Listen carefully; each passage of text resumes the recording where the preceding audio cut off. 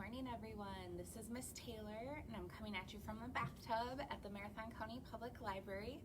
We have lots of fun books, just fun summary books today. I found some really good ones on our new shelves. So we have lots of fun books about summer. There's a gnome, we have a snail, and lots of flowers and bugs. But first, we're going to start with a welcome song. So if you want to get your hands ready, we are going to start by clapping our hands. Ready? Here we go. Hands are clapping, clap, clap, clap, clap, clap, clap, clap, clap, clap. Hands are clapping, clap, clap, clap, clap your hands with me. Okay, good job. Now I want to see your toes and I want you to tap. Ready? Here we go. Toes are tapping, tap, tap, tap, tap, tap, tap, tap, tap, tap. Toes are tapping, tap, tap, tap, tap your toes with me. Okay, good job. Now we're gonna wiggle our fingers. Ready? Can you wiggle? Here we go. Fingers are wiggling, wiggle, wiggle, wiggle, wiggle, wiggle, wiggle, wiggle, wiggle, wiggle.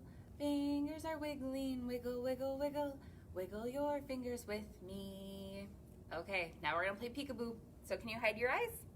Ready? Here we go. Eyes are hiding, peekaboo, peekaboo, peekaboo. Eyes are hiding, peekaboo. Hide your eyes with me. Okay, great job, everybody. That was our welcome song.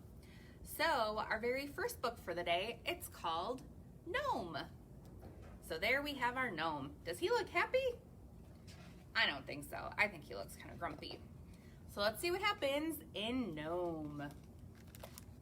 This little fellow is a gnome. Say hello to the readers, Mr. Gnome. Can you say hi to him first? Let's say hello. And Mr. Gnome says, no. Where are you going, Mr. Gnome? Nowhere. Can we come along? No. Oh, what a shame.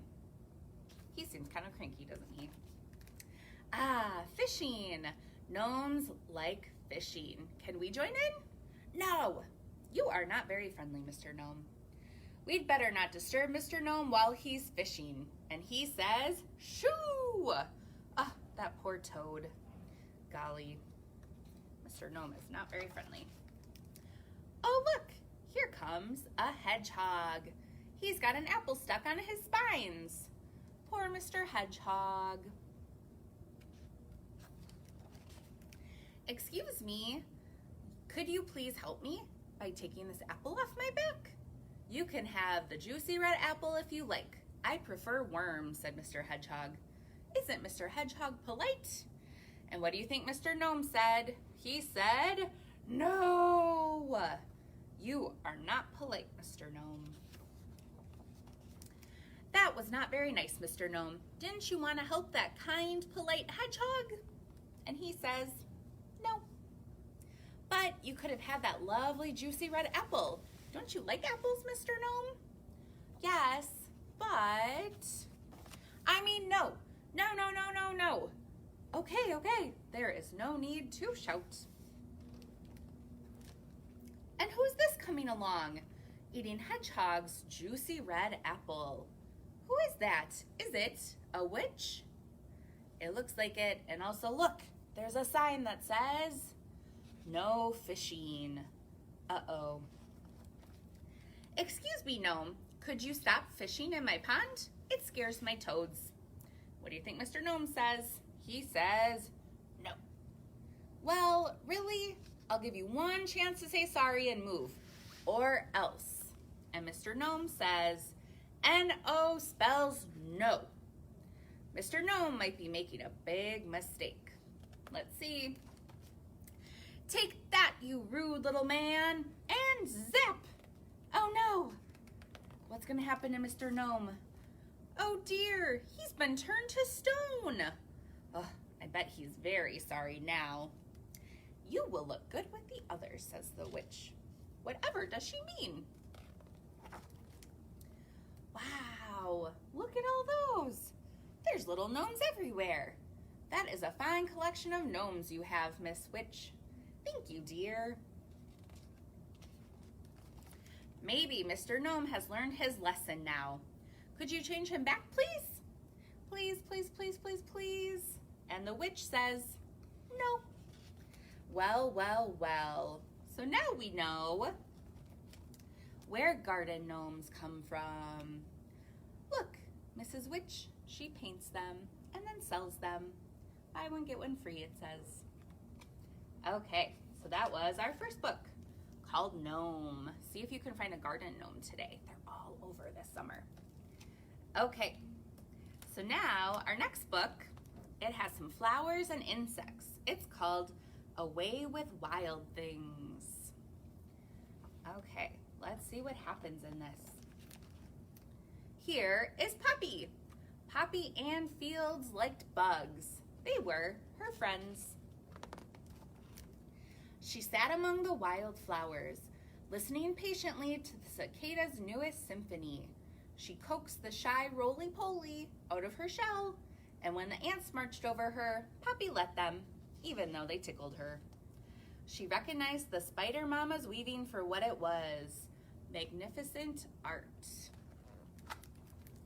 And she spent long afternoons talking with the ladybugs about shapes and colors and the heights of flowers. But when people came around, Poppy preferred to disappear into the background. At parties, she hid in the stripes. Do you see where she is? She matches the wallpaper. And she hid in big, bright florals. See her on the rug? She's kind of camouflaging herself, isn't she? She became a landscape and a tree. She was the pouring rain, a brocade drape, and a leopard in a menagerie. She really blends in well, doesn't she? When Grandma Phyllis turned 100, Poppy stood watching the party. There she is on the outskirts. Guests milled about, coming together to hug and shake hands. Some people danced and children ran. They looked like colorful leaves falling into each other and then drifting apart.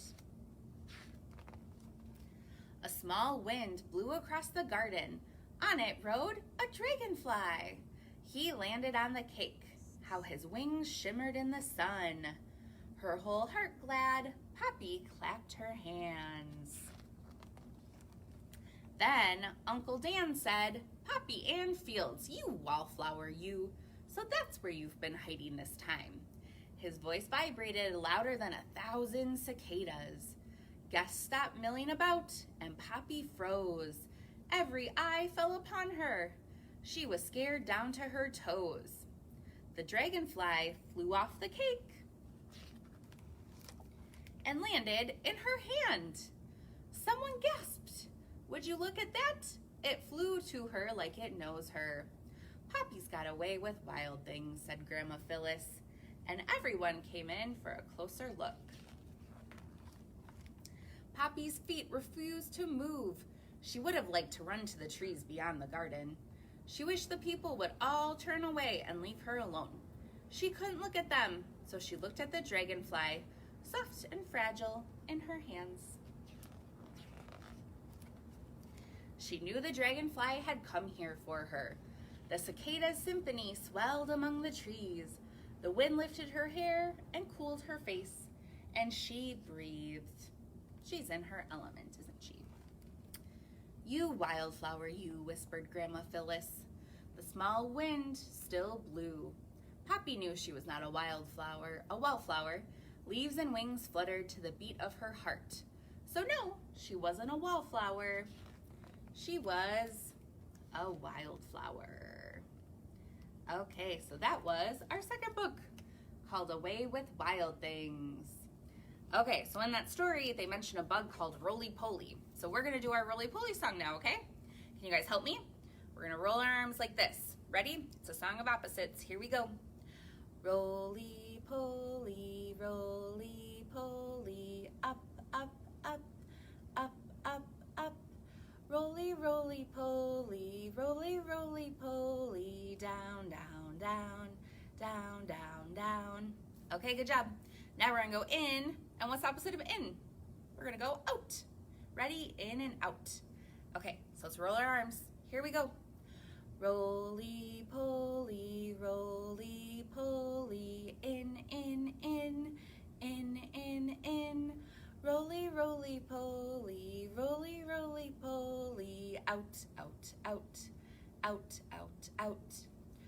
Okay, good job. Now we're gonna do speed. So we are gonna do fast and slow. This one's fun, so let's start out just normal speed. Ready? Here we go.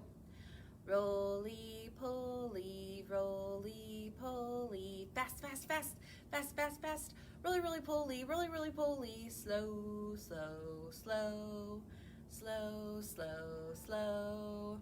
Okay, good job of it, everybody. So, speaking of slow, we're gonna read a book called Snail Crossing. Have you seen a snail this summer? Snails move very, very slow. Okay, so let's see what happens in Snail Crossing. Okay.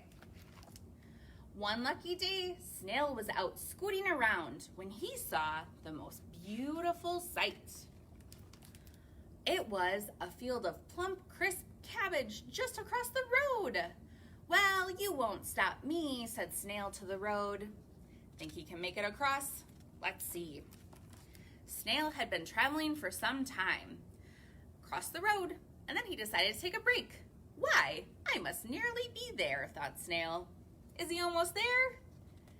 No, he's got a long way to go. Uh-oh, what do you see coming? He was watching the grumbling gray clouds when he felt something coming his way. What it was, Snail couldn't say. Some things are too big and fast for snails to ponder. Well, you won't stop me, said Snail to the thing. Snail was cabbage bound. Nothing could stand in his way. And then, look who's running across. Hey, you're standing in our way. We've got a road to cross here, yelled a troop of rowdy ants. And they probably would have carried on like that if it hadn't started to rain. Rain, cried the ants. Help, help, help. Cabbage bound or not, Snail couldn't just leave them there. Come in, said Snail. Come in before you drown. They're gonna go in his shell. Ooh, it's really dark in there. Would you like some tea? Asked Snail. Oh, please and thank you. That would be lovely, said the ants. And click. Look, it's Snail's home. It says home sweet home. Looks nice and cozy inside his shell. We're sorry, said the ants, about earlier. Terribly sorry.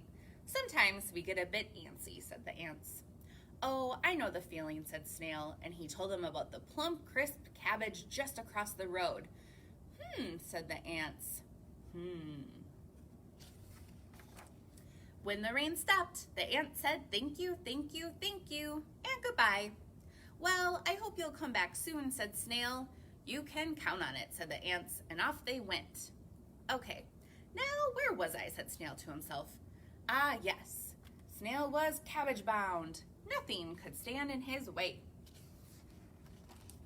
Snail was scooting right along when he noticed something standing in his way. It was a crow, and the crow said, lunch. Birds love to eat snails. Well, you won't eat me, said Snail. Can't you see I'm cabbage bound? Evasive maneuvers, evasive maneuvers. And just like that, the hungry crow was gone. Honk, honk. Here comes a car. Snail was very relieved, but a little bit dizzy from all that spinning. Look, he went in circles. Cabbage bound, I'm cabbage bound. Head in the clouds, foot on the ground. There he goes. Snail scooted and scooted and scooted, and hooray! I made it, said Snail. But where was the cabbage? Do you see cabbages anywhere? Oh no. Well, shoot, said Snail. So he got halfway there, he got turned around because of the crow in the truck, and he scooted all the way back. No cabbages for Snail. But what was that on the horizon? Could it be? It was. The cabbage was coming to Snail. Oh my gosh, look at that. Hooray, said Snail. Look, who's carrying the cabbage? It's the ants, and they're singing, snail bound, we are snail bound. Thank you, he said to the ants. Thank you, thank you, thank you. Then the new friends went inside for cabbage soup and tea, and no one felt antsy at all. Well, that was nice, wasn't it? That was our last book, called Snail Crossing. Okay, I hope you all enjoyed the fun summer books today. Have a great day, and we will see you on Thursday. Thanks.